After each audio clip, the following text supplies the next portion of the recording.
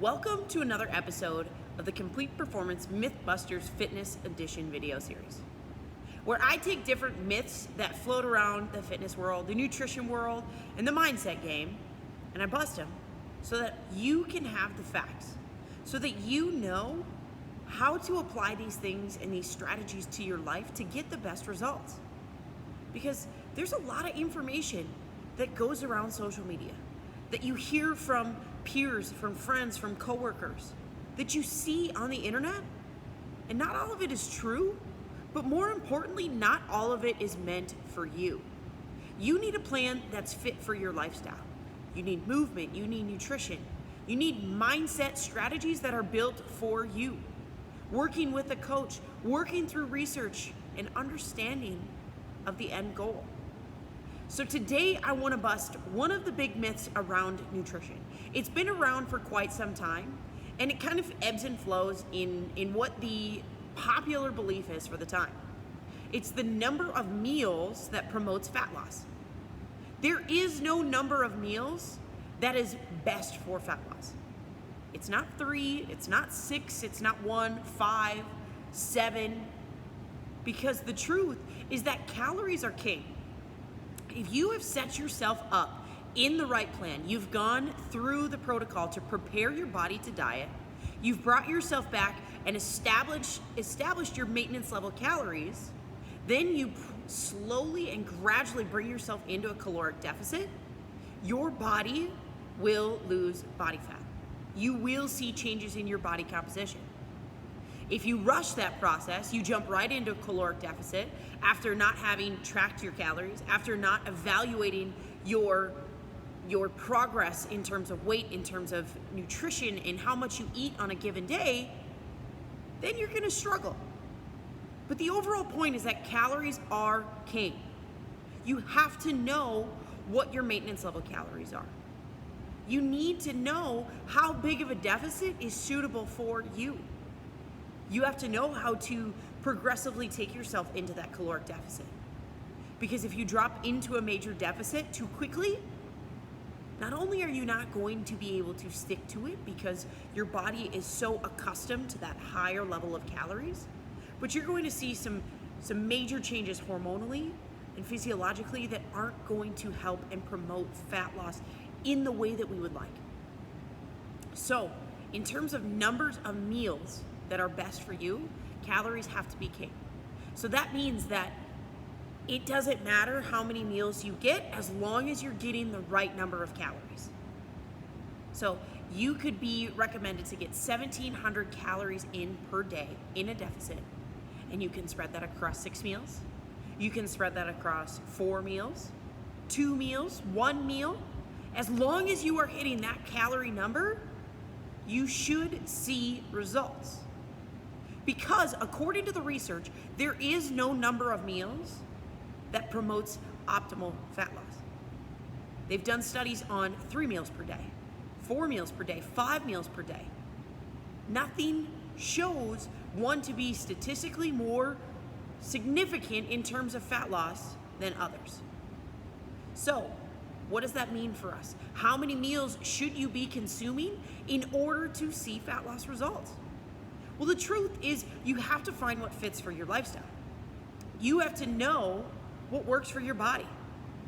Maybe you work a job where you don't have the ability to take snack breaks during the day. So maybe you're a teacher and you have the ability to get breakfast in before you go to school. You have a lunch break and you have the ability to eat dinner with family at home at the end of the day. 3 meals might be the best strategy for you.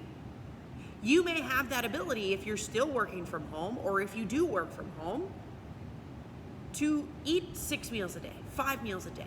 It stops you from grazing because you're in that home environment where the snack cupboard is close, where the kitchen is close, and you're feeling that temptation to cook throughout the day.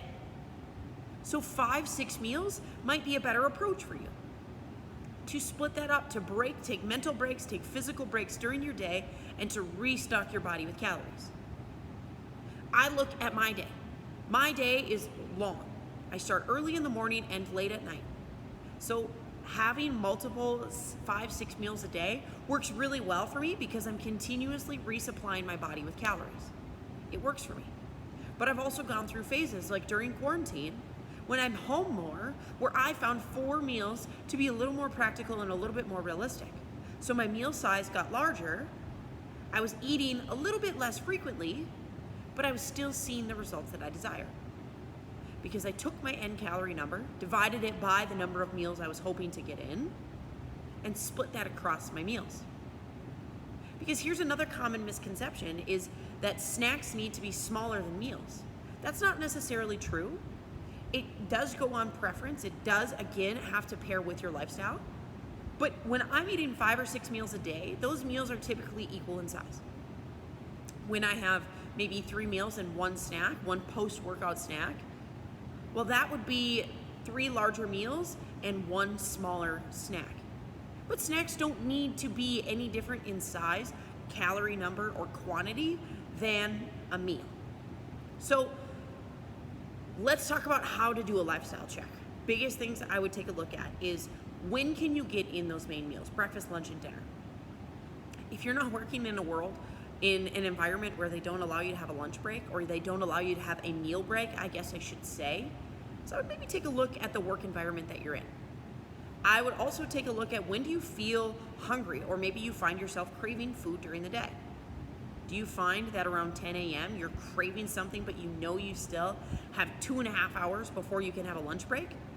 How about after work? You're done at about 3 and you find yourself really hungry and craving something so that you find yourself needing something to break up that lunch and that dinner at about 6-7 o'clock. Well, you have to do a lifestyle check. Look at when you can get your main meals in. Look at when you can maybe sneak snacks in. You can have a little snack, a smaller snack while you drive in the car. You could maybe have a shake while you're at your desk or during your workday. But it's really about auditing your lifestyle, taking a check-in, and seeing what works for you. But the last and maybe one of the most important things I think that needs to be said is that you need to be able to adjust and adapt. Because we all know that life can change like that. You could be working from home one day, working back in the office the next. So being able to adjust and being able to look at your total caloric intake for the day, dividing that by the number of meals you're hoping to obtain in a day, and making that fit. So take a look, adjust, and be flexible. Know that it all comes back to calories. It does not come back to a number of meals. And that if you're reaching your calorie goal in a day, that you should continue to see changes in your body composition. Thanks for checking out another episode of Mythbusters Fitness Edition. If you have other myths that you want to be busted, feel free to drop them in the comments or leave a message, email me with requests, or stay tuned for future episodes, check out previous episodes, and I hope to see you in more episodes soon.